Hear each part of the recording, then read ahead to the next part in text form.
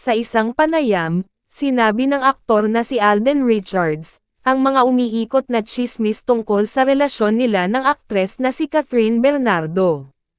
Nag-isip-isip ang mga fans, tungkol sa posibleng pag-iibigan ng dalawa, matapos makita si Alden na naghandog ng bouquet of flowers kay Catherine, sa kanyang birthday party kamakailan, na sinundan ng mainit na yakap.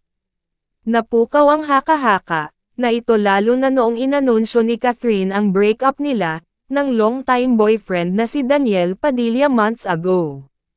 Sa paglilinaw ng sitwasyon, idiniin ni Alden na nanatili silang magkaibigan ni Catherine, mula nang magsama sila sa pelikulang, Hello Love Goodbye, ilang taon na ang nakararaan.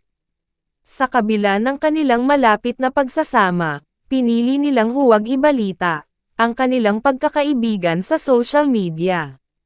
Binigyang diin din niya ang kahalagahan ng pagpapanatiling pribado ng mga personal na bagay. I was invited and syempre, it was part of her post-birthday celebration with friends and family. Masaya naman yung naging experience, and you can see how happy Kath is right now.